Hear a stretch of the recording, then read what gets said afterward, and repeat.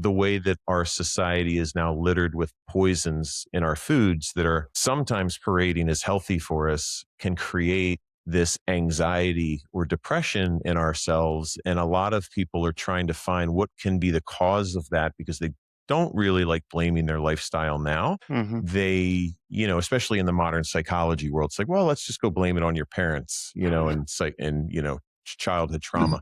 My own trauma, I mean, I was physically abused by two alcoholic stepfathers, moved around a lot. None of that had an impact on chronic pain. I mean, I played in the NFL, I had 4 contracts. I'm a world class master sprinter. But when you really look at the biochemistry of how the body works, you start really unraveling the truth of what I think is medical community gaslighting, right? So you stay, in the dark about what is actually happening to your body. All right, everyone. So on today's episode, I actually have my co-host Kyle with me, which he hasn't been on for a while. And today we are talking to Dan, and I'm super excited because this guy is all about like holistic health and just a healthy lifestyle. And there's so much that me and Kyle have already learned from him. It's amazing, so I can't wait to share this with you. So, Dan, thank you for being here, and can you tell the audience a little bit about yourself? Yeah, thanks for having me, Nick and Kyle. I'm excited to share my story and hopefully give some people who are dealing with invisible illnesses, chronic pain, autoimmune issues, to kind of lay the foundation for their own healing journey, right? So I want to make sure I make no claims that I can heal anybody. Like healing is in the hands of the individual. What's going in your body, what's not going in your body, practices that you employ, things like that. So Mhm. yeah, I'll give you a little more about my story. So I like to start back at my really, back when I was a kid, because a lot of people who are dealing with things like fibromyalgia, chronic pain, like to point toward childhood trauma as the reason. And on a biochemistry level, that doesn't make sense, although it can create some patterns Uh-huh. for people based on childhood and how they manage stress later in life and the diets that they employ and just the way that our society is now littered with poisons in our foods that are sometimes parading as healthy for us can create this anxiety or depression in ourselves. And a lot of people are trying to find what can be the cause of that because they don't really like blaming their lifestyle now. Mhm. They, especially in the modern psychology world, it's like, well, let's just go blame it on your parents, and childhood trauma. My own trauma, I mean, I was physically abused by two alcoholic stepfathers, moved around a lot. None of that had an impact on chronic pain. I mean, I played in the NFL, I had 4 contracts. I'm a world class master sprinter. I've always been athletic. And so, I know everybody says that everybody's different, but when you really look at the biochemistry of how the body works, you start really unraveling the truth of what I think is medical community gaslighting, right? So you Mhm. stay, um, in the dark about what is actually happening to your body. So, as a child, I moved around quite a bit. I was in 5 elementary schools, 1 middle school, and 3 high schools. So, instead of really being concerned about school as a child. Although early ages, I was tested, I was gifted, all that good stuff. But you move around so much, you have so much abuse in your life. Everything was about just fitting in, making friends, trying to have connections. I didn't have a strong connection with my mother. My father, who's like my hero, he lived in Philadelphia while I lived in Florida. It was back in the 70s, 80s when fathers had no rights. And Mhm. so, um, what I found the way that I fit in the fastest was through sports. Sometimes I'd be the last kid picked when I went to the new school and I was like, all right, they're going to see who I really am, and so I'd be the fastest kid and, be the most athletic. And it was, just a good way. So I really identified with sports, but I didn't start playing football until I was a senior in high school when I moved up to Philadelphia to live with my dad and walked on to a Division II school team, eventually became the starting running back. Should have been the year before. We could get into that another time. But finally, by the third game, they finally put me in as the starter of my senior year. I was national Division II offensive player of the nation. I had like 326 yards in my first game. Racked up a Yeah. 1,000 yards by the end of the season with only playing in like 7.5 games, something like that. Wow. And the scouts started coming around, and the Redskins invited me to camp without a contract. I earned a contract in camp, and then they signed Terry Allen a few months later. They released me, and then they brought me back the first day of the preseason workouts. And so went into camp, was having a great camp, broke my jaw on my first play in the NFL in two places. And it was, I stayed in the game, the entire game. So, pain in me, like I don't really have an overreaction to acute pain, Mhm. which is much different than the chronic pain that I was dealing with much, much later in life. But so anyway, broke my jaw there, played the rest of the game. By the end of the game, I finally told my coaches what had happened, got an injury settlement. They released me. The Saints signed me the next year, was in camp with them. They released me, called me back the first week of the regular season, but they had released me because I got punched in practice, broke my jaw again. Yeah. And Uh, it sucked but the interesting thing is between those 2 years, so my nickname on my track team was the Energizer Bunny, because not only was I fast in terms of sprinting, anytime we had to do a distance workout, I was the guy way ahead of everybody. So, good conditioning, all that stuff.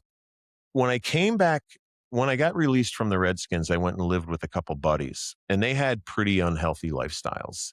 And they were DJs, nightclubs, mhm. McDonald's, all that Mhm. stuff. And Late I just, nights. yeah, I didn't think much of it, drinking, more than I was in college, probably a little bit, not much. I wasn't a big drinker, and then when I re signed with the Saints, I noticed, God, my muscles are not responding the same way. They feel gummy and gluey, and I'm just not as flexible, and I don't have as much stamina. So it's Mhm. pretty obvious looking back that that year or so lifestyle of living with those guys contributed quite a bit to how I was able to perform as a football player. I was still really good. I was definitely going to, I got signed back the first week of the regular season, was with them for about 5 weeks of the regular season. But I was in so much shoulder pain because my shoulder wouldn't heal, and I could barely do a push up. But once again, you don't want to tell anybody, so I wasn't performing as well in some regards, but overall, I was, I deserved to be there. But I knew that I was slowly, things were not healing in my Mhm. body the way that I wanted them to. So anyway, bunch of years go by, and I'm still out there playing some semi-pro. The XFL had called. I was, thinking about going back with them. So I played some semi-pro ball. Still beating up my body, out at nightclubs, having fun. And then over time, I just started getting more and more stiff. And I was like, it didn't make sense because I was super flexible, and it wasn't joint pain. It was just overall muscle, soft tissue stiffness that eventually turned into joint pain. And of course, the doctors just want to do surgeries. I ended up having 5 shoulder surgeries, a couple knee scopes, things like that. And nothing really worked. Mhm.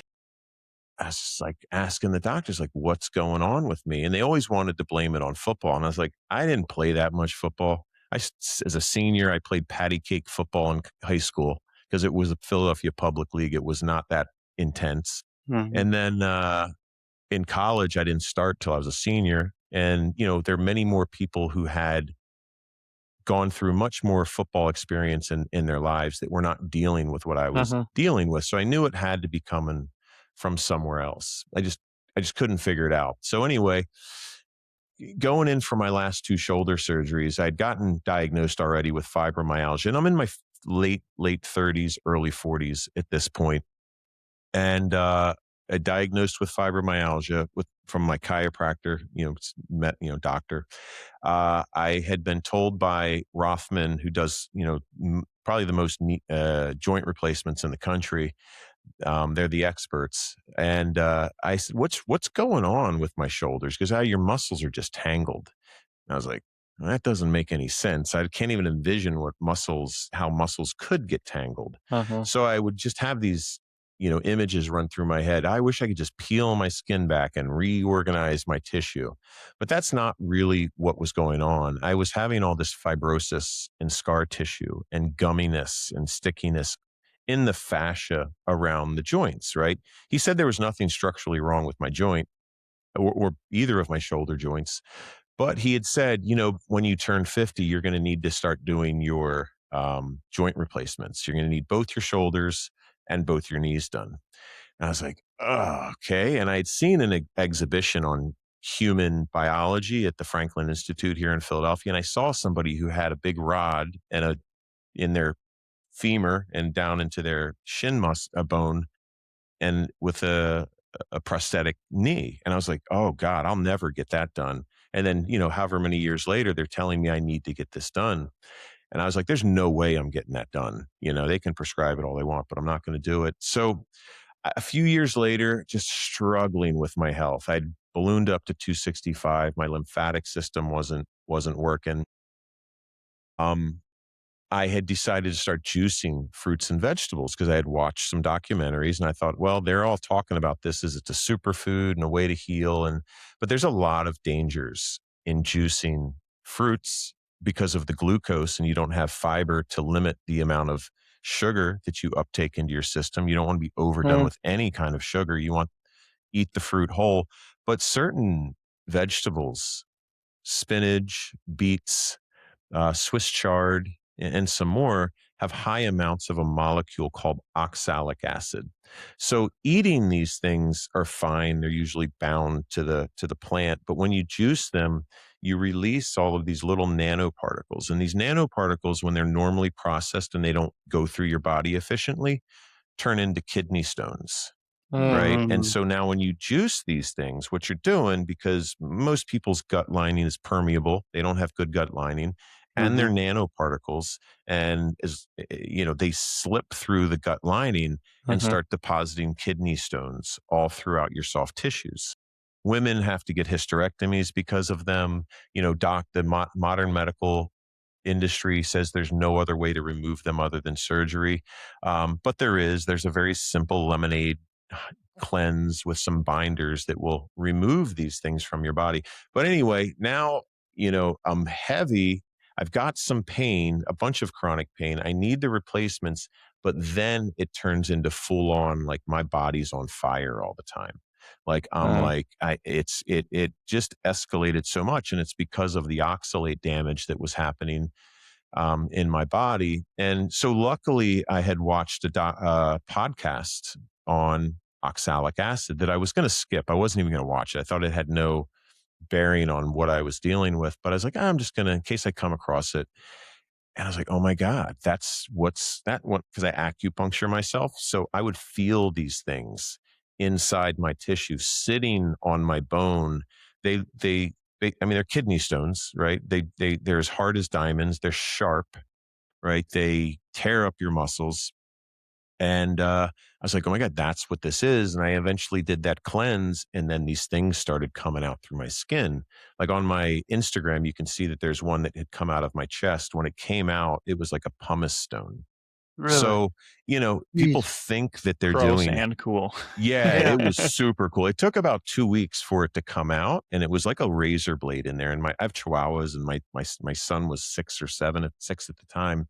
So he's laying on my chest, and oh my God, it just was so painful. So imagine what's going on inside your body with these things. I 2 didn't weeks or even so, it finally passed, and I was like, "Wow." And there was no softness to it whatsoever. It was one of the hardest elements I've ever held, things I've ever, touched. And so I did that, and then a lot of pain went away. My lymphatic system wasn't draining. I luckily ran into a friend who basically said, because my knees were swollen for 8 months, I was limping around. There were like two softballs in each knee. They were Uh, massive. I was in so much pain. And because of how much inflammation you're going through, your body responds with the white blood cells. The white blood cells eat the enemy and then give off the garbage, and that's lymph, right? If you ever burn yourself and you get that, puffiness, that water, that's Mhm. lymph. Your body is normally trying to process that through the lymph nodes. But when you're under constant inflammation, as most of us are, the lymphatic system gets overwhelmed. Now, I had no idea about this stuff at the time. And this was actually the first I did this before I did the oxalate cleanse. But I rubbed the castor oil on my knees and on my lymph nodes as she told me I should. I almost didn't do it. The next day, the swelling in my body and knees were completely gone. And I started just draining stuff out of my nose for the next 3 days, just blowing my nose. I mean, it could have filled a big mason jar. Jeez. And so everything just came down to like my normal look, right? And so it was great. I finally was having some clear head days, right? And then I decided, oh, water, I should look at water and hydration because of another thing that I had realized that all of the water I was drinking was purified acidic water. I'm just thinking maybe my body's Mhm. acidic. I just heard some things about this. So I had one of those incidences, went and got some of that high pH water, which there's some science that says, oh, that doesn't really alter the pH, but it probably helped stabilize mine, right? Because I wasn't drinking acidic water. I don't know, but immediately I felt like I had a good head response from it, right? The brain fog went away. Yeah, I totally agree. We drink alkaline water as well. Yeah, Mhm. yeah. And so the danger is the plastic with the alkaline waters because it's billions of microplastics in each one of those bottles, creating little bits of inflammation every time you're drinking it. So I'm Yeah. a We have a glass. machine that does it, so Oh, nice. Perfect. Yeah, Perfect. so we stay away from all plastic, yeah. Yeah, yeah. so It's almost insane the way I have to dodge around water. yeah. The most i- necessary, vital thing that we're going to need in our body. Like, can go days and days and days, maybe even months, without food, but not without water. So, and we just really don't have access to good water unless you're paying for expensive glass water bottles or have some kind of system. But even those systems don't get the hormones and pharmaceuticals out of the Yep. water. Yeah, We've got a lot of filters before the system, so yeah. I'm But, just And we have well pretty water, so good. it's a little better. oh, well, there you go. That way better. That's a great idea. Yeah. Should get some well water. But, so the first thing I ever looked at was hydration. It was with Dr. Mercola and a guy named Zach Bush. And Zach Bush was talking about hydration at the cellular level. And I was like, okay, I didn't know that was even a thing. You know what I mean? It's like now I'm starting to be educated. And I started thinking, well, what if I just make all my cells healthy? Right. And what does that mean? Right. And so I started going down that path. The water I changed, obviously. Then near range infrared light therapy was, something Dr. Mercola was talking about later. And so I said, all right, I'm going to go try that. So I went to a place and then I'd walk away and I'd hear a click in my muscles and then a little bit of looseness. I was like, oh my God, that's fun. That's the first time I've ever had relief. I'm like, but what's Oh. happening?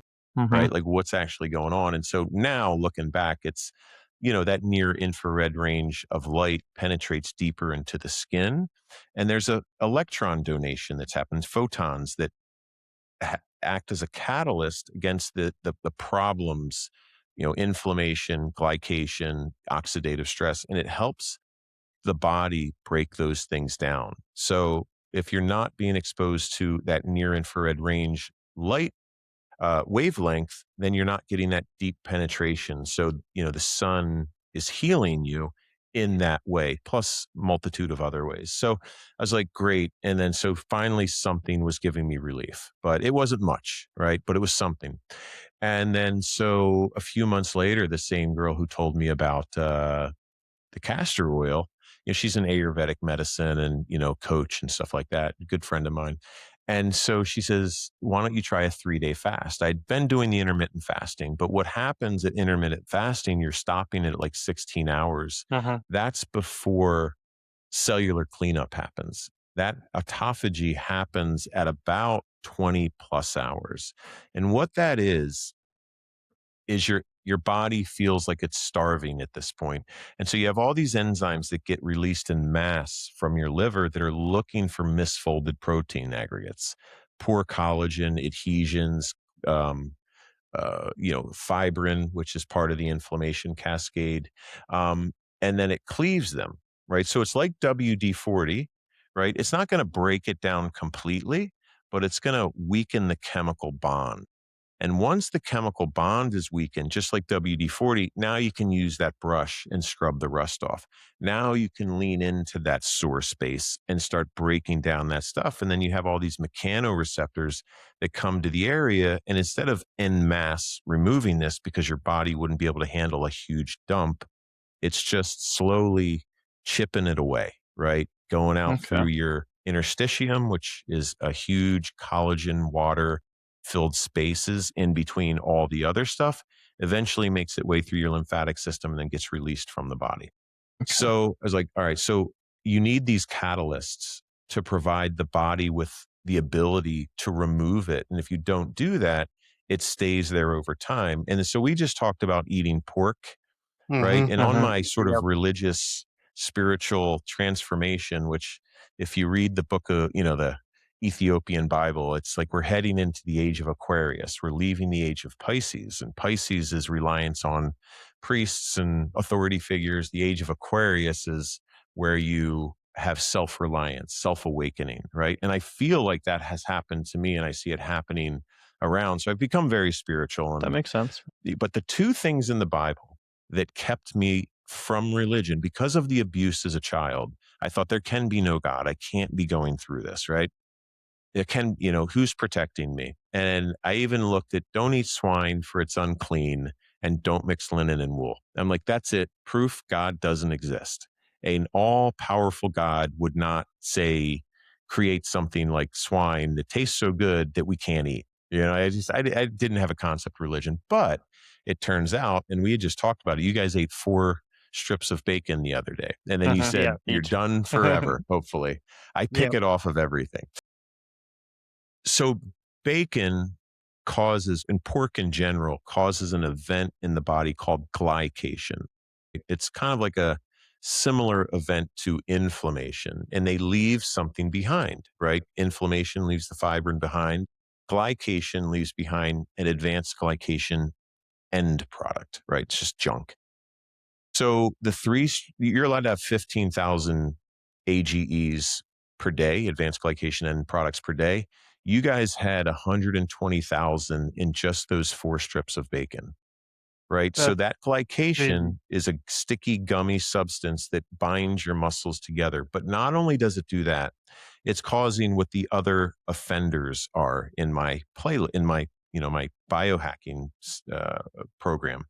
It's going to cause inflammation, right? Because the body sees something that shouldn't be there. It's going to try to get rid of it. So it's going to cause the inflammation healing response. It's not your body attacking itself.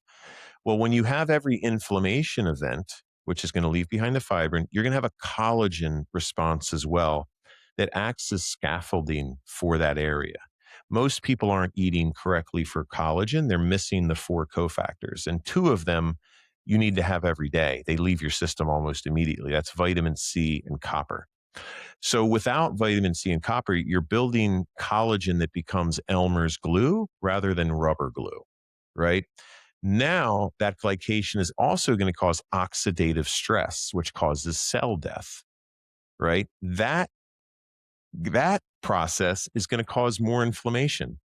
So it becomes this loop that until you stop it, it's going to consistently stay. And I was talking about, it's like having the frog in the boiling water. You just turn it up slowly, slowly, It keeps getting slowly, worse and and worse and worse until you get yeah, out.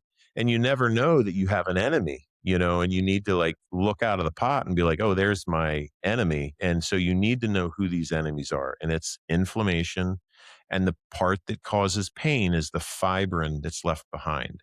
Your body should naturally degrade that if you're sort of living this biblical fasting, sort of spiritual life.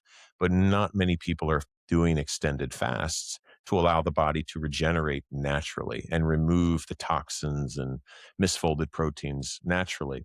So you need a catalyst, right? And that's why I created the supplement.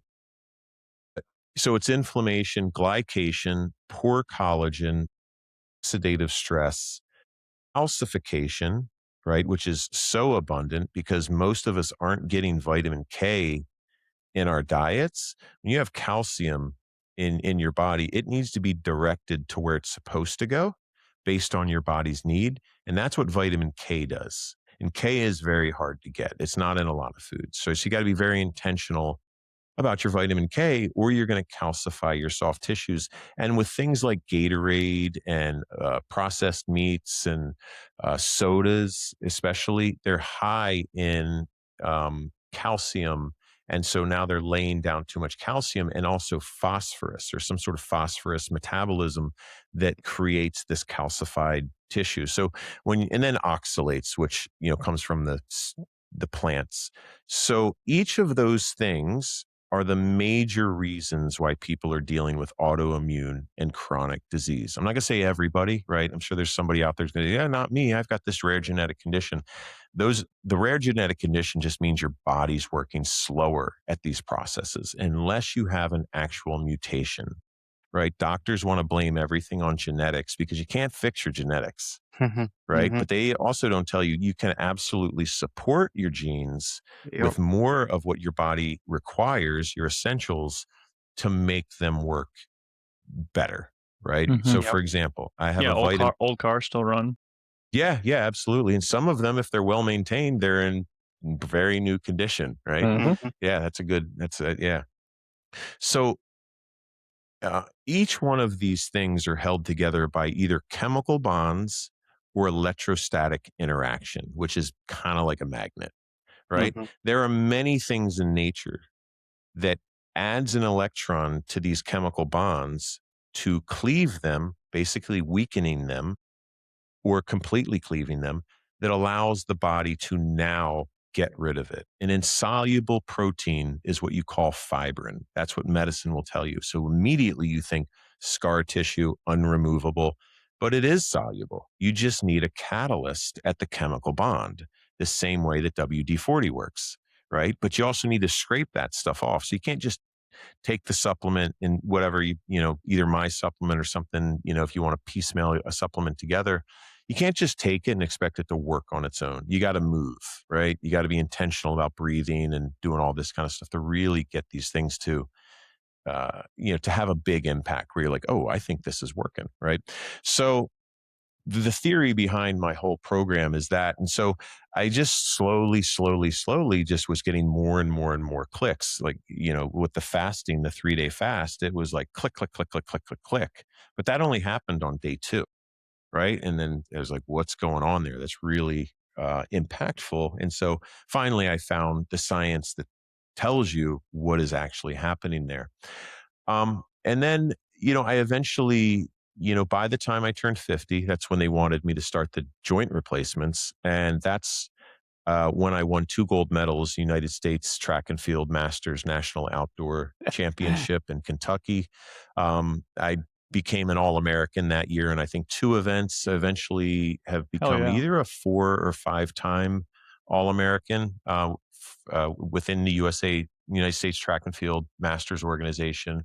And then last year, as I was lining up either at the World Championships, it was held down in Gainesville, they announced over the loudspeaker, I didn't even know this, that I was ranked 15th in the world the previous year. So yeah, it was I'm a world-class athlete, so to speak, an old one at that. But I went from these debilitating, irreversible, chronic pain conditions and decided that, right before my second son was born, this all happened when my first son was born. They'd all started going really downhill. Then by the time my second son was born, 3 months before, I was in the gym, 265. If I was to turn my neck, everything would have had to been like this. Driving was dangerous because Yeah, you're nothing so turned. stiff. And so I'm just, my chiropractor said they've never seen anyone as stiff as me. So I feel like I was given these diseases by our master, our father, so I could figure it out. Like I Figure it always out, figure yeah. things out, it's been a strength of mine my whole life. I figured out how to get in the NFL. I figured out how to start an energy brokerage with no experience. I just figure things out. And so I was going to figure this out. And I said, 3 months before my second son was born, he's 8, I'm 53 now. His mom is 20 years younger than me. I was like, I cannot be a good partner, a good provider, a good father. I was already pretty rough neuroinflammation anxiety shape as Mhm. it was. So with my first son, there are a lot of mistakes that I made, and not because I wanted to or I believed that I should be yelling at my kid or whatever it was. It's just my body was in this hyper responsive fight or flight mode consistently, which is what happens when you have inflammation, when you have chronic pain. And so I decided I'm going to fix this against everybody said I couldn't fix it. And I was like, well, Mhm. it's going to happen. Like, there's no way I'm going to be in this shape the rest of my life. Yeah. I have like 40, Yeah, 50 more years can't of live this. like that. Yeah. Yeah. And so I just, a lot of the stuff I fell forward, I just was given the right question to ask. And then I would go down these rabbit holes. And then everything that I would read about, I would go look at medical literature to make sure that it was true. And so I'm not talking about like you have a group of people that experience this. I'm like, what does the biochemistry say? Yeah. What You know? what do the cells do? How do they react? And don't care about everyone else. Yeah. Exactly, Mhm. exactly. Because if something worked for this one person and not for the other person, well, what were the controls that were in place? What are this person's genetics ability to utilize whatever they were doing to make it happen? Because I might need more of it to actually feel it, right? Mhm. Once again, my vitamin D receptors, it's a double polymorphism, right? You get a methylation DNA. Your parents have two sets of genes. Your dad has two sets. Whichever one you get is going to determine your personality and how you're able to methylate, how you're able to, and that means utilize food to make it usable by Mhm. the body, and how you're able to detox things. So when I look at my methylation cycle, the vitamin D receptors are both bad from my parents, double polymorphism. So when I moved to Philadelphia, I started feeling depression for the first time in my life. I didn't have sunlight as much. Oh yeah. If I'm in Mhm. Florida, I have access to sun all the time. You get vitamin D doesn't actually come from the sun. It's the catalyst that releases it from cholesterol And underneath then your doesn't it form skin. on your skin? Yeah. Yeah. Mhm. And so my genetics only work at like 30%. Right. So if you give you vitamin D and you feel better and I don't feel better, it's because your genetics might be two good genes. So you utilize it much more efficiently than I utilize it. I'll need like 50% more of a dose to start feeling the effects or my body to utilize it. So Makes sense. knowing that your genetics is super important. And so, I've got a family member who has been diagnosed with schizophrenia. And I was like, "Dan, that just doesn't make sense. It's not kind of not in our family history. It's like, and not that it's completely genetic." So I decided to look at his detox panels. And so this person was smoking cigarettes, pack or so a day, working for True Green Chemlawn, spraying chemicals. The Mhm. only two genes that he has in his detox panel that's a double polymorphism is the inability to detox carcinogens. So then you start looking into studies. There's a couple studies that show that men who have a double polymorphism, they exhibit as schizophrenic. So whenever he would have these situations, I would talk to his wife, and she's not the most healthy person either, and she doesn't believe in what I do. I'm like, send him to my home. And I feed him and give him nutrients and amino acids and all this stuff. And then I don't hear from them. And it's Mm. obvious that it is really a condition of not detoxing carcinogens. They float around in your brain and you have weird thoughts and you Yeah. hear Mhm. voices and things are just going off. And so this person has stopped smoking and is doing much, much better. But even the MTHFR polymorphism, right, which is very abundant, it's 40% of the population have a single or double. A double polymorphism of that can misdiagnose as bipolarism because you're not able to create an enzyme that basically limits how much histamine the mast cells are going to give off. So if you're dealing with someone with mast cell activation syndrome, it's like, okay, are you creating the enzyme that's going to modulate that histamine response? That histamine response puts you in fight or flight, right? And if there's no danger around, it's anxiety. And then how Oh, that's broken down and how the body, handles that, it is in relationship to this gene or this molecule that contributes to depression, which is homocysteine. So you've got histamine and homocysteine that if you can manage that, I could almost guarantee most people in America would stop having as much depressive and anxious outcomes. But the problem with managing that histamine is our diet is loaded with folic acid. Mhm. Folic acid cannot create that process. It's very inefficient Yeah, at it's not best. folate. Yeah. Yeah. And then but if you have folic acid in your system, it's going to occupy the folate receptor, blocking folate from doing its Oh, job. shit. I didn't know that. Mm. So let's say you're eating a bunch of bread, right? And you know it has folic acid in it, but you're like, it's Mhm. okay. I'm going to eat salad though. I'm going to have spinach. Well, guess what? It's not going to bind to the receptor because it's occupied. And it takes a couple days for folic acid to get out of your system. So here's a scenario I like to tell people. We're going to use children. You've got a child, you want him to be healthy or a little bit healthy. So before he eats his first meal, you give him a Flintstones chewable. He's a third of the way to the upper limit of folic acid intake just before he's even woken up, basically. Right. And then he has a bowl of cereal, right? Even if it's like a healthy cereal, it's still sprayed in folic acid, right? And then you send him to school and he's got snack it, whatever, and you give him an energy bar or something that you think is healthy. Peanut butter jelly, whatever. Yeah. Well, that's even worse. I mean, Mhm. there's so many bad things about peanut butter and jelly, but that's the lunch. We're going to use that for lunch. So you get some health bar sprayed and fortified, they'll tell you, poisoned in folic acid. Then he has the peanut butter and jelly sandwich. Now you got the white bread or wheat bread or whatever sprayed in folic acid, glyphosate. The peanut butter is high in seed oils. It's usually the old rancid peanuts that you're not going to sell on the shelf. Mhm. They're moldy, blah, blah, blah, all that kind of stuff. And then the jelly, it's just sugar, right? Um, It's not fruit. Even though there's a little piece of fruit in there, I'm sure, sprayed in glyphosate as well. Then your child comes home and has another snack and a bowl of spaghetti for dinner. He's probably well above the upper limit, right? Mhm. And so it's going to take a few days for that to get out of the body. And at the upper limit, it acts like a neurotoxin. Not a neurotoxin specifically, but it acts like one. Now Mhm. you do the same thing day 2 Every of day. school. After a while, your child becomes a problem at school. Yep. Mhm. He's got We wonder why. ADD. Yeah. And it's like, I'm feeding him pretty good. He has a multivitamin every morning. And so, once again, we're the frog in the pot. If you enjoyed this show, please go ahead and share it anywhere else that you see fit. Because the only way that I can grow this, but you guys sharing it.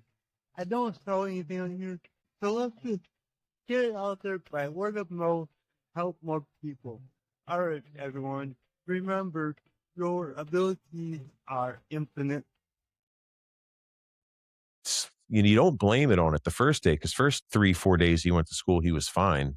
But then after a while, it's not only causing all these problems, but the inability to manage that histamine response creates inflammation, right? So, and then that creates the collagen response, and it's going to be poor stuff, which is going to create oxidative stress.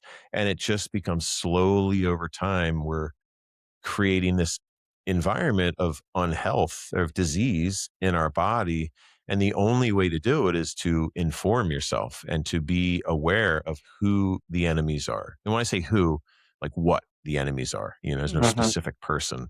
But, and so that's the program that I created. And it takes a real deep dive and a comprehensive look at all of these conditions, where they're coming from, the chemical bonds that hold them together, natural catalysts, foods, practices like breathing through your nose or grounding on the earth, and the science behind all of these things. So if you don't want to take my word for it, you can just look at the medical studies, or using AI as a companion when you're utilizing all this stuff is amazing, because it really, when you ask it to take away any industry funded research, I only want, independent research, blah, blah, blah. And then you start hearing a completely different story from what you're initially going to ask, right? Yeah. Because Or they'll what you'll start. see in the news. Or in the Exactly, newspaper. exactly. And so the program itself, so I do it for free. Like I'm doing it once a month as a webinar. right? Or you can go onto my platform and you can subscribe to it. You can get through it in like a week. It's like $13 a month. You can just cancel it, or you can buy it and have all the updates for free. I'm pretty much on my third update soon. My second one's going to be updated, but there's a couple more things I want to put in there. So I'll have a third update there.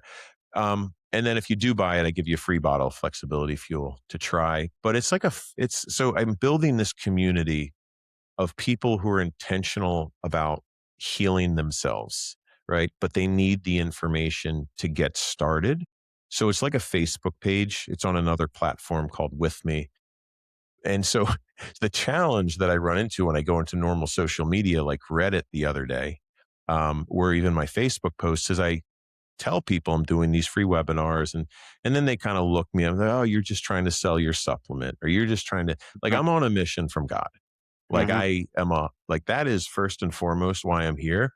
I spent 10 plus years of my life researching this, suffering from it, knowing exactly what these people are going through.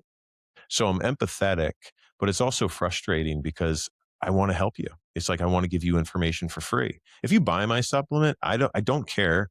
I've got all the ingredients listed on the website. You can go on Amazon and buy every single one of them.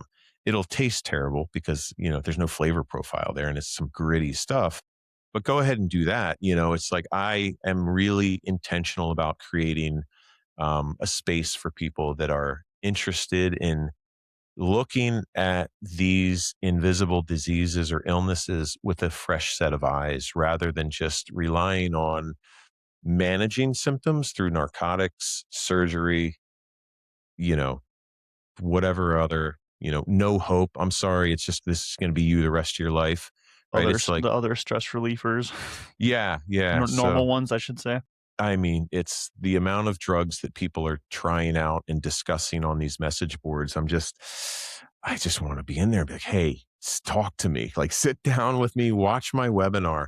You may not agree with it, but you can't dispute it.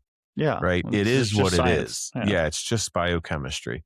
So, yeah. And then, so here I am, I created the supplement about a year ago. I've been tinkering with it for probably 6 years, tested it out on Navy SEALs and alumni.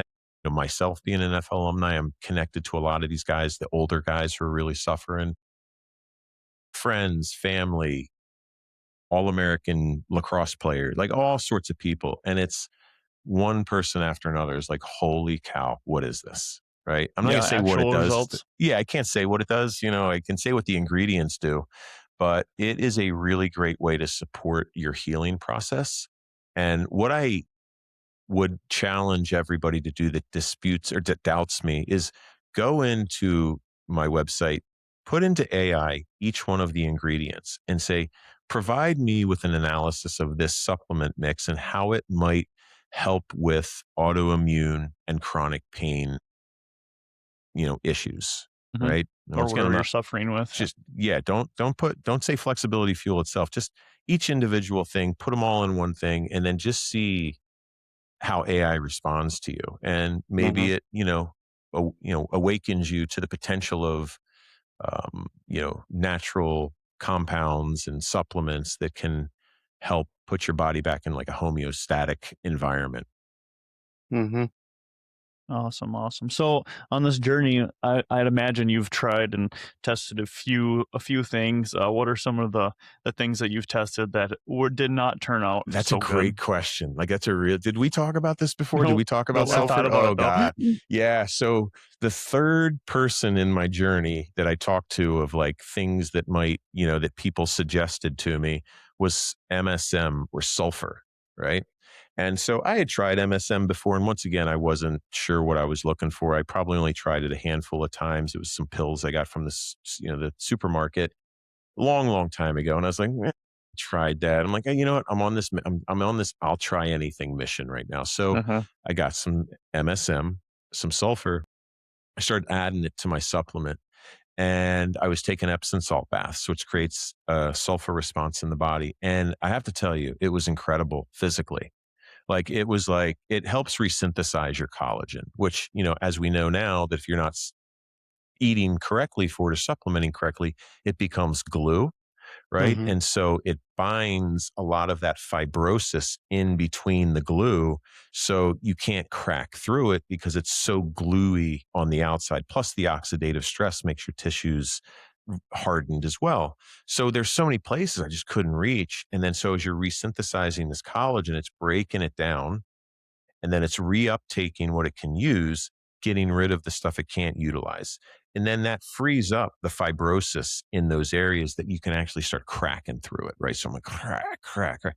But it was causing massive anxiety, massive. And I didn't realize that it was coming from the supplement. You know, Mm. my partner had mentioned something, maybe something you're taking. I'm like, I'm taking all natural stuff. So Mhm. angry. You know what I mean? It's Mhm. just like in this like and that's what people who Heightened state. Yeah. yeah, I mean, like all the time. I was taking so much sulfur that, you know, I do hyperbaric oxygen chamber as well. Like I'd be walking around and I was like, I smell like eggs. You know, like I was like, you could just Oh, smell the sulfur coming out of me. And so I Yeah. was literally poisoning myself. So it's really important. And N-acetylcysteine has a similar um, action within me as well. And now here's the crazy thing about it. So I had even tried to lower my doses to really minuscule amounts because it's right in my brain. I don't know what's going on, but I will be out with my kids and I'm driving and I'm just yelling at people. I'm reacting, not responding. And in my mind, I'm saying, oh shit, you did that sulfur. Dan, chill yourself out.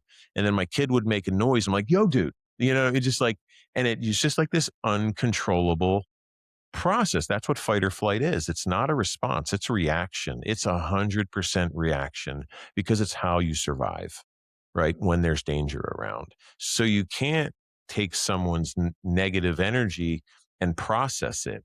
You respond, you react to it. And Mhm. so that's probably the N-acetylcysteine and the sulfur were the two biggest no sort of goes.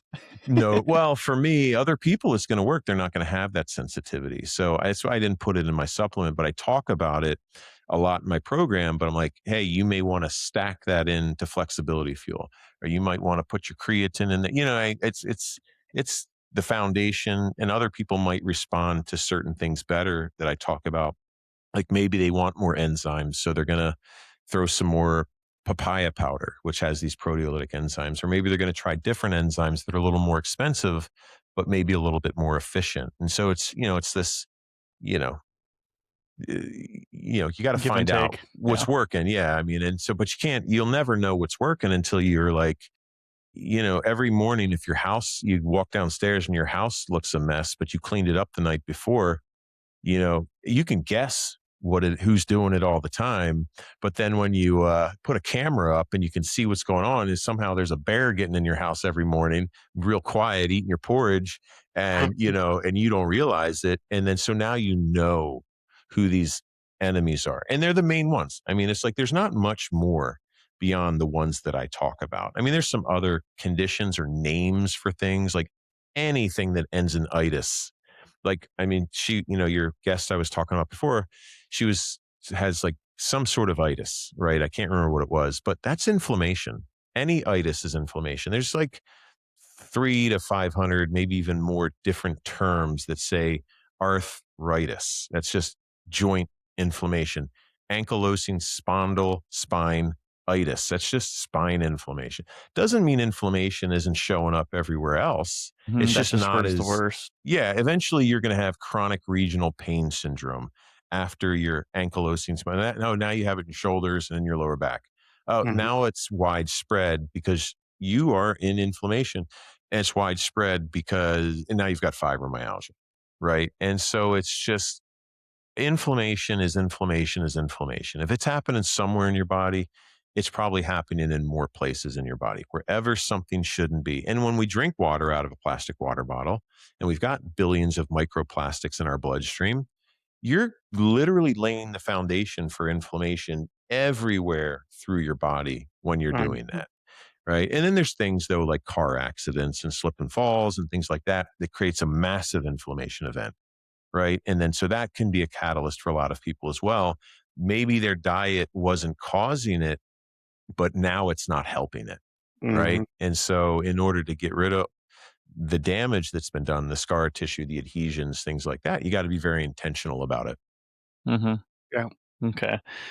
Something else I wanted to ask you. You were talking about medical gaslighting before. I'd like to get your take on what's one of the biggest medical gaslights out there. Well, I think the itis thing, Mm. just all the fancy words for the same thing, Hmm. and the genetics play. Like, did you run their genetics? Like, are you sure it's genetic? Like, and what does that mean that it's genetic? When you say it's genetic, does it mean my genetics are slow and they need to be supported? Or do I have an actual mutation, like ones that contribute to like Ehlers-Danlos syndrome, where there's certain mutations that the gene itself cannot be supported with supplements. It's just broken.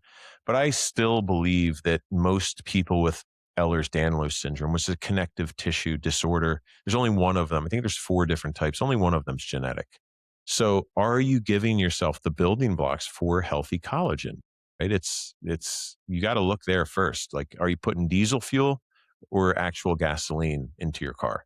So it makes a difference. And just, with collagen building, collagen wraps every single muscle fiber in your body. It's called an endomysium. And that's how your muscle fibers glide along one another, Supposed especially to. you have to have Yeah. water. What's that? Yeah, yeah, Supposed yeah. to. Yeah. Yeah, supposed to. But when you build poor collagen, like I said, it becomes Elmer's glue. So now it's just stuck, right? It's stuck there and you're not going to be able to move these things. And let me grab this. So here's a paintbrush.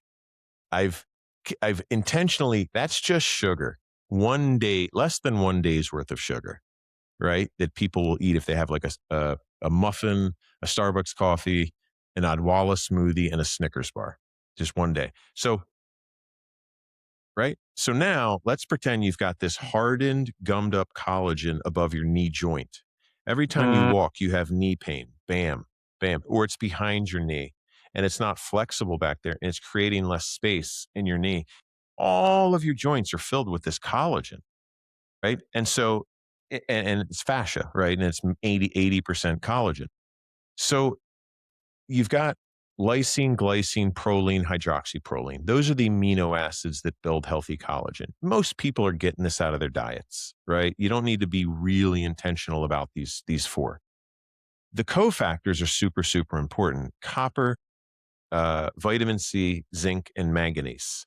Copper and vitamin C only last in your body about a day. So if you say, oh, I get a lot of vitamin C, you eat an orange every 4 or 5 days, right? You're not getting enough to support healthy collagen. These cofactors give the instructions to the amino acids on how they build their structure. Without these cofactors, it's like I said, Elmer's glue. And when Hmm. I acupuncture myself, I can feel it. It's like gummy bears in there in the really tough muscle.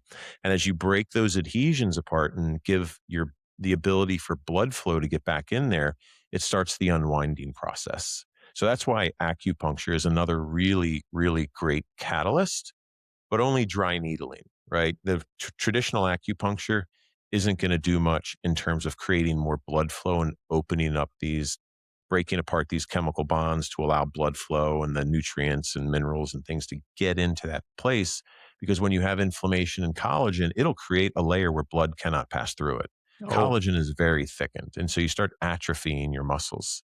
But with acupuncture, dry needling, you get almost an immediate response. So there's 2 methods or 2 practices in the undo method playbook that are fairly expensive, right? Acupuncture and hyperbaric oxygen chamber with a glutathione drip, right?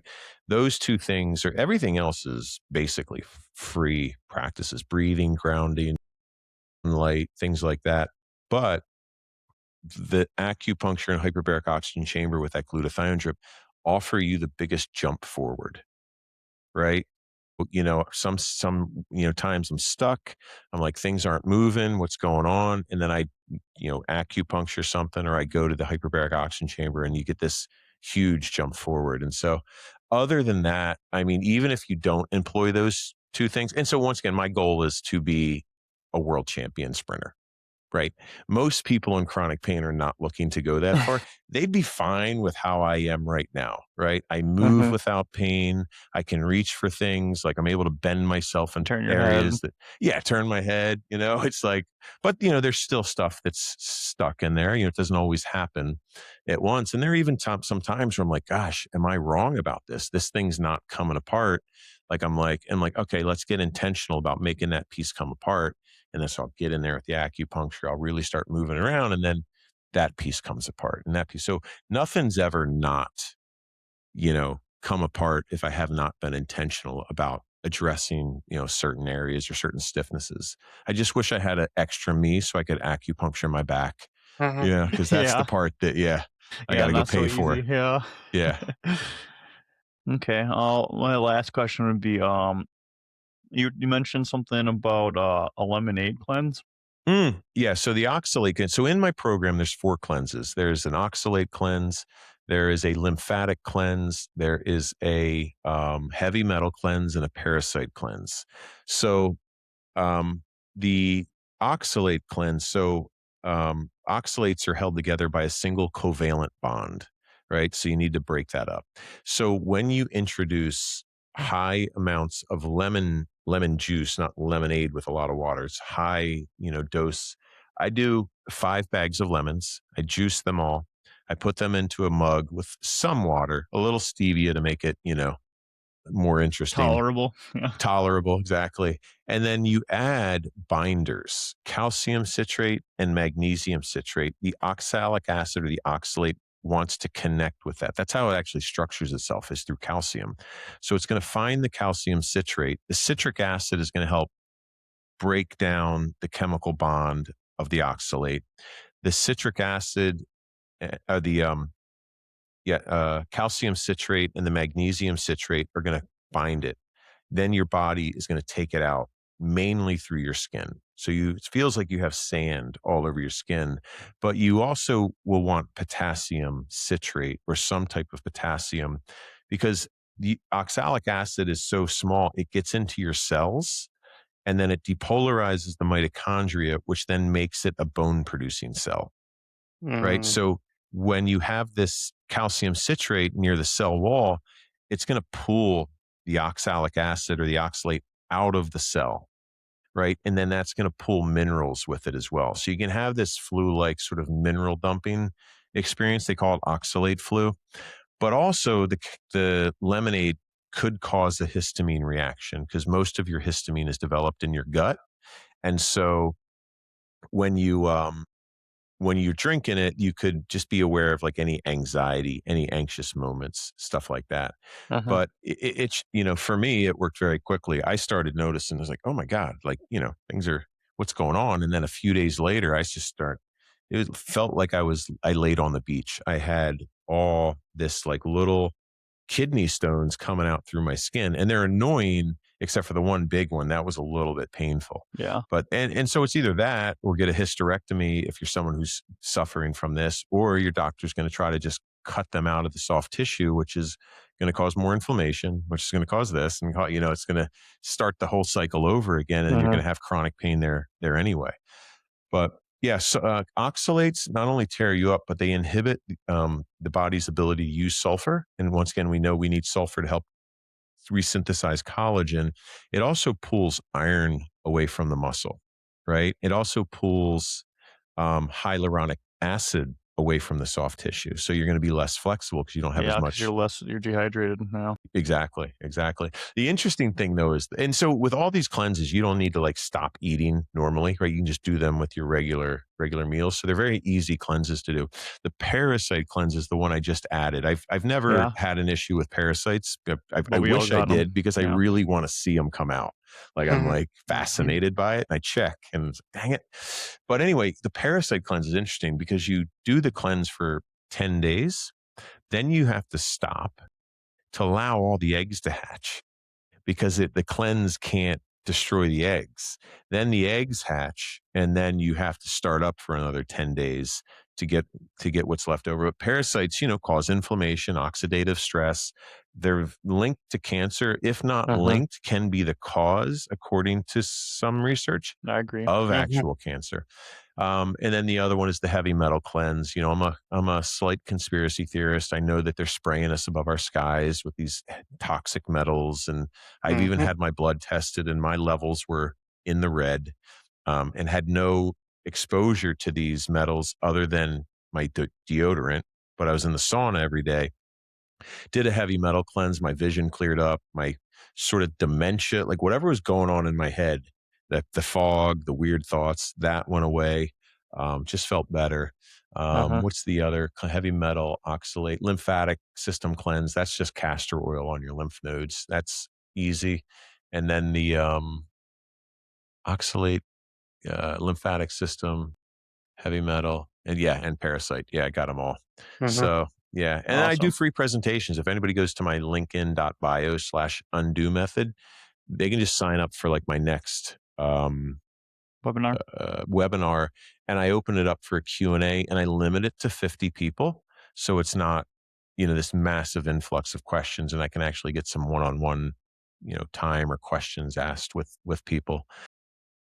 Yeah, so that's it, and it's my the whole program. Or you can schedule time with me directly. I think we've updated my website where you can book time with me, just a consultation, super cheap. It's like $33 for a half an hour, but I'll stay with you. I'll talk forever if I got nothing to do, and you get a lot of value out of those conversations. But Mhm. I know based on biochemistry that this is the only sort of solution out there that's accessible by the general public.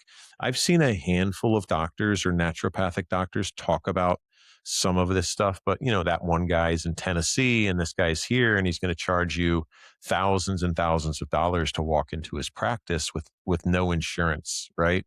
So this just puts the power into people's hands. It's educational. It's not a cure, treatment, diagnosis. Mhm. It's purely educational with some strategies and I provide the education behind that. If you decide to employ any of these supplements, strategies, dietary changes, it's probably best to do it under a licensed medical provider's care, just in case it interacts with any drugs that you're on, blood Mhm. thinners, especially because vitamin E is one of the good strategies, and that's a blood thinner. But a lot of people are on blood thinners, which just basically stops clots from forming, doesn't really thin your blood out. And that can cause excessive bleeding. But I've looked at so many people's prescription stack, and I'm like, okay, this interacts with this and this interacts with this. Like the doctors aren't even looking at interactions. They're No. getting So paid. They're not looking. it's crazy. It's wild. But you got to educate yourself. And as we enter into the age of Aquarius, it's self-reliance, and you know, s- Uh-huh. stop looking at authority figures. So I think there's like a great awakening, and I think that's I happening in agree. in our health. Because our health is our spirituality. Before, Zach Bush, who is like, I love the guy. He's a doctor, went naturopathic. He's a Christian, and when he said, I don't think someone can have a true spiritual experience when they're dehydrated, I feel the same way about chronic pain, right? Because you have anxiety. And when you're anxious, you're not in gratitude. And Mhm. so those two Yeah. places sit in the same place. Those two things sit in the same place in the brain. So Mhm. when you do, like, I have this 33 breaths sort of medication, deep breathing exercise that I have in my program. The first 11 you're doing for you, right? 33 is obviously Jesus, tied to Jesus, but it's also a healing number. And 11 is also a healing number. My birthday is May 11th.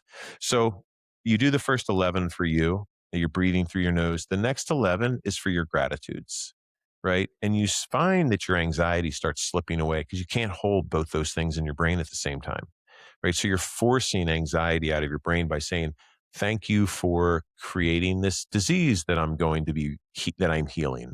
Thank you for the grass on the ground. Thank you, whatever it is, you get through those 11.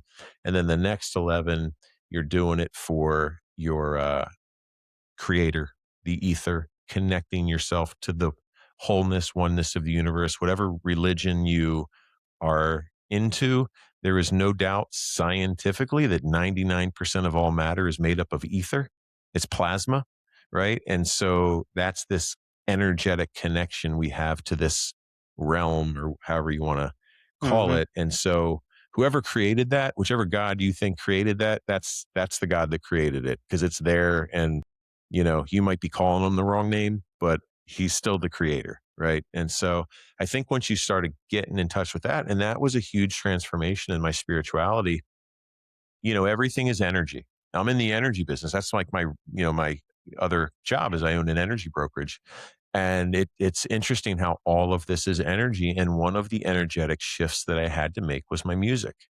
And so there's a lot of bad, you know, messages we get from our music these days. Mhm, And you don't really notice it till you stop listening to it. And then you mhm. go back to it, you're like, ugh, that's gross. Like it's just people being gross. And then so I was at the gym and I'm listening to this hard music and dance music and da da da da da da, da, like stuff like that. And I'm like, in my mind, I'm like, I could kick that guy's ass. Like that guy's like, and I'm like, why am I thinking this way? Like, and I started realizing like I need to change what I'm listening to. And I started listening to like jazz, like sauna music, and it was like or spa music. It's infinitely boring. And then I moved over to contemporary Christian music.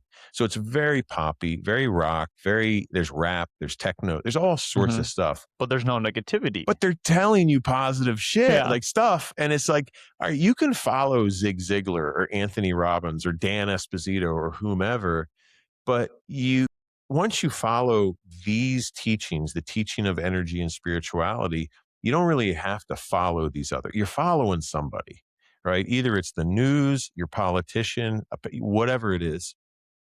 The CIA even said that religion it's on their website in a white paper.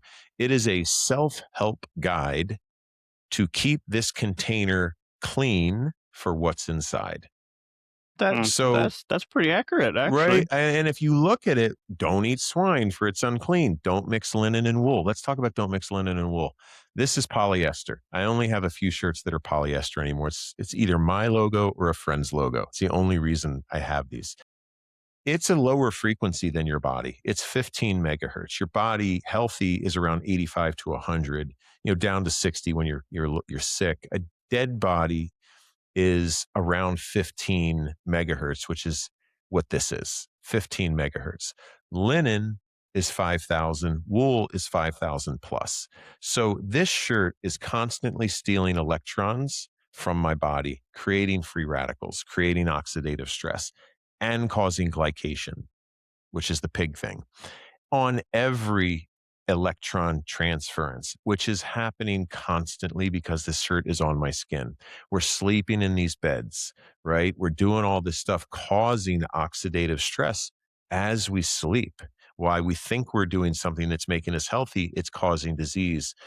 The linen and the wool and organic cotton, it's donating an electron back to your body, stabilizing those free radicals. When you mix them together, Dr. Heidi Yellen, write her name down. You might want to have her on the podcast. He did a study that measured the frequency of fabrics. When you mix linen and wool, it becomes dead energy. It's a dead fabric causing disease within your body. And then fasting, obviously biblical. And there's, in the Ethiopian Bible, and I think it's in the books of Enoch, there are a bunch of like health, guidance or, Mhm. guidance for your health in there. So it just started, when I started reading the Bible, because I read the Bible because I wanted to be able to dispute it. Like that's initially why I read it. I was like, I'm disputing this thing. I should at least know what I'm talking about. And then you start looking at it, and you're like, everything they say we should not do, especially like pride in any form, right? Pride. It's one of the seven deadly sins, right? Gluttony. It's like we need to really just work on ourselves and our energy. That's really what we have to do. And so it's really hard to do when your body is in a state of disease, you know? Yeah, you So feel like shit. It's hard to be good or act good. Yeah. it's impossible Um, yeah. uh, do you know much about bamboo clothing? So she did not measure bamboo. I have some bamboo shorts and like some gym shorts and things like that are made out of bamboo, some, other bamboo stuff. And so I'm curious, like now that maybe AI can find that answer for me. But an interesting thing is this silk is actually really bad for you. It's even though it's a natural fiber, it's a much, much lower frequency. So I have a theory. This is wool. right? And I've got other wool caps, and men used to wear wool caps all the time. Well, what's this doing? It's adding an electron back to your head, right? Stabilizing free radicals, allowing for hair to be healthier. So, Oh, right? If you're wearing these yeah. polyester hats and, Mm-hmm. things like that, well, you're That's causing taken away. oxidative stress in where the hair follicle is. I don't know if it's going to penetrate the skull or anything, but my hair is right here. So, and I've noticed it's definitely looked healthier. Yeah, I didn't So, even think of that. That makes sense. yeah, Yeah, yeah, because I mean, you don't really see wool caps unless you're looking for them nowadays. right. Yeah. Mhm. Even wool suits, people aren't wearing natural fibers. Hemp is another one I'm curious about, Nick, because I've been buying these Underdog t-shirts. They're so comfortable. They're heavy. They're made of hemp. So they're Yeah. super, super durable. Mhm. But I wonder what the frequency of hemp is. It has to be good. Like, I hope it's good. You Yeah. would think so, yeah. I know Yeah. on the bamboo side, I think that either actually it'd probably correlate with hemp too, just because it's Plant. harder to process.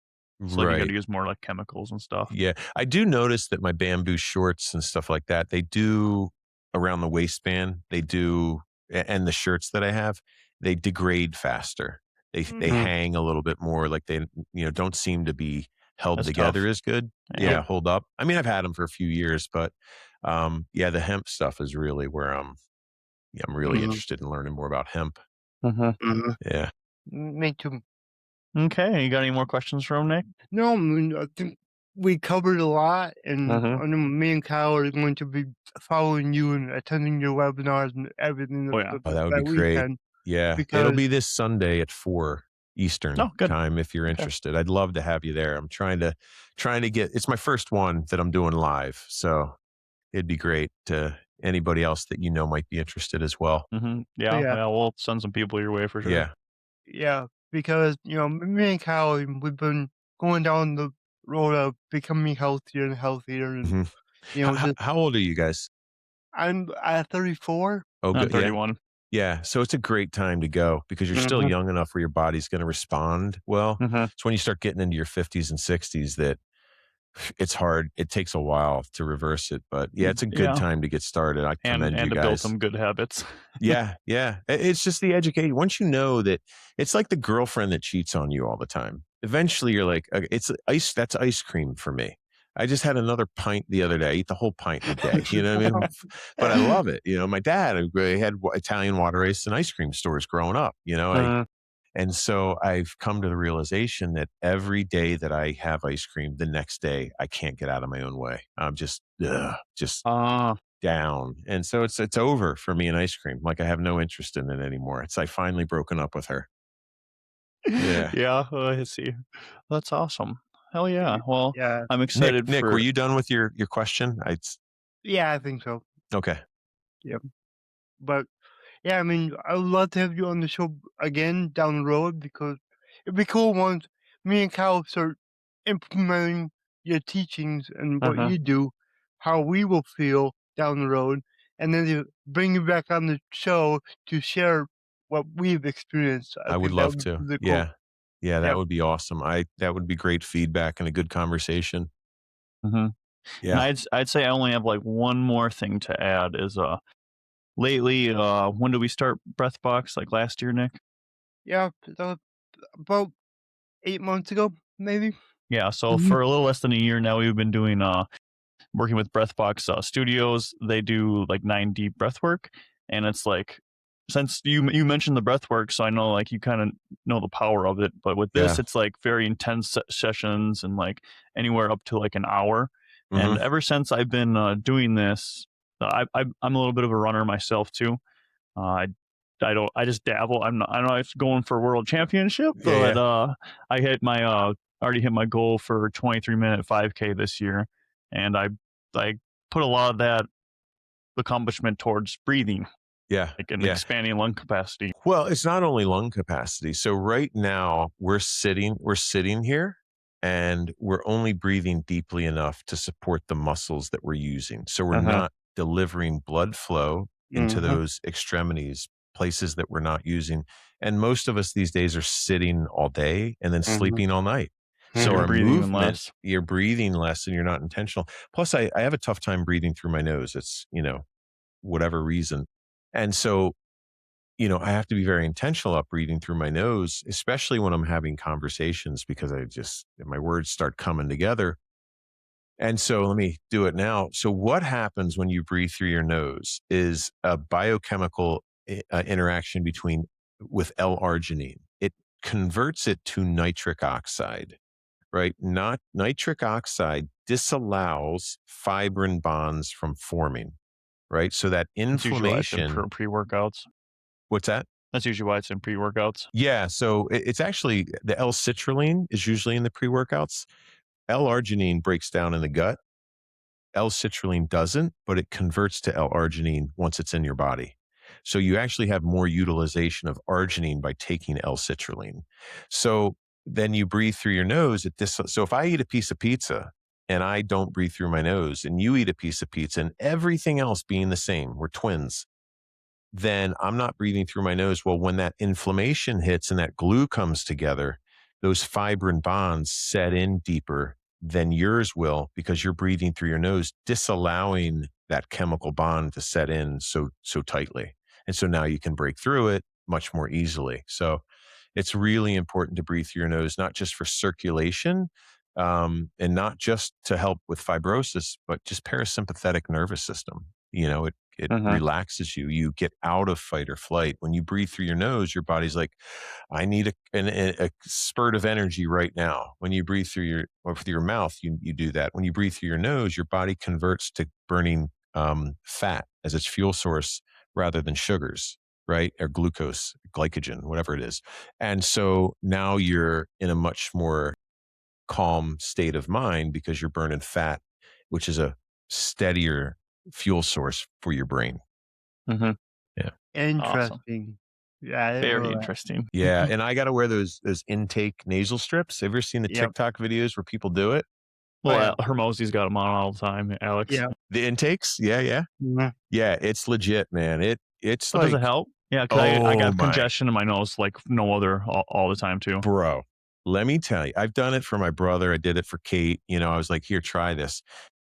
And, the videos, you're like, oh, but I'm telling you, every day that I do this and I take that first breath, I'm like, holy cow, I've been missing all that oxygen all Really? day. And then when Okay. you breathe, you're only using 30% of the oxygen, right? So if you're limiting your breathing, you're really lowering your body's ability to uptake oxygen. And that's another reason oxygen chambers are so good because you're utilizing 100% of the oxygen. Yep. But yeah, try the intake nasal strips. They're like next level, man, especially with anyone that's dealing with that. And if you want to, make sure you're healthy, it's required. Yeah. Mhm. Yeah. Yeah. Awesome. Yeah, I'm definitely gonna have to order some so I can try some on my next 5K. Yeah. Yeah. Yep. The problem is when you're running with it and you're sweating, it's going to come Mhm. off. Yeah. So I believe that. yeah. So, but through your training and everything else, it's probably going to help. And then, maybe before the 5K, a little nasal spray, which, Okay. you don't want to do it all day, but it'll Yeah. act like the intake nasal strip a little bit. And even that is completely different from using the nasal strip. Yeah. Interesting. Yeah. I'll Yeah. definitely try it out. Okay. Well, we got one last question for you. We ask all our Yes. guests is our slogan is your abilities are infinite. So what does your abilities are infinite mean to you? It's funny. So I believe that as well. It's if someone can do something, then I can do that thing. Right. If someone can create a business, if somebody can heal themselves, if somebody can do something, and obviously, certain high level things are out of reach for a lot of people. But I just think, the most common trait amongst successful people, according to a Stanford study, is delusion. Right. And so if you don't think you have infinite abilities, you won't get close. If you Exactly. think you have infinite abilities, maybe you're limited right here, but you've been living down here. Mhm. Right. So you just believe it, speak it to the universe, make it real, and it will, things will open up to you. Yeah. I like that. I agree with that 100%. Yeah, It reminds absolutely. me of a video I saw the other day. A guy said, when you're like struggling or you're trying to accomplish a goal or something, if you say that you've done all you can do or you've tried all that you can, then you'll never accomplish it because that Right. means you can't do anymore. Yeah. Mm-hmm. And you also have to say, not I am going to fix this, is I am fixing this. Like I am in the process of fixing this. Right. Yeah, It's we're not, big on affirmations. Yeah, I yeah. am Yeah. statements for sure. Yep. Mm-hmm. Totally. So, and can I Awesome. tell people where they can find me? Yeah, Yeah. where Okay. can I get you? I was Awesome. just going to say that. Yeah. So the easiest way to find me is through my website, undu.me. But I think also if you go to my linkedin.bio, you're going to find a few quick links to resources like where I post or I'm going to be hosting the free webinars. It also has some links to like, if you want better meat, like you can kind of use a affiliate link of mine to get, I get my fish from Wild Alaska. Because you need your omega-6s or omega-3s over your omega-6s. So you got to make sure you're getting good fish, or your grass-fed beef and chicken through, what's the other one? I'm not really promoting this, but I just thought I'd mention it. Wild Pastures. And then links to my social media, and then links to the platform where I host the program, and my social media, or my sort of Facebook page, the community. And that's linkedin.bio/undo method. And obviously the do is UNDU, not UNDO. Yeah, we'll put the links in the description. That'd be great. Yeah. But yeah, I just hopefully, and if people if you sign up, you join my community for free. So you're in there posting. I've got the world's greatest shopping list in there as well that tells you where you can get all the nutrients that are necessary from foods. You can interact with other members. And then if you have questions, I'll answer questions there all the time. Right. So if you don't want to pay for the $33 for half an hour with me to ask me questions, just go post them on the message board there, and I'll respond to questions there. Okay. Yeah. Awesome. Well, this has been really awesome, and I can't wait to do it again. And more importantly, I can't wait to implement everything I learned today and everything that we're going to learn with you, because I just want to feel good all the time. Yeah. And I know how it is, like, when you start down the holistic health, you start doing all these things, and then, like me, I fell off, and then I started to feel like shit again. So now I'm like going back to feeling better, and I'm just excited. Yeah, I think I've done the same thing. So, I make mistakes, I fall into old habits, and you just slowly over time, you're breaking up with each one of those habits. Mm-hmm. Yeah, maybe not all of them. I mean, yeah, your vice is pizza, right, Nick?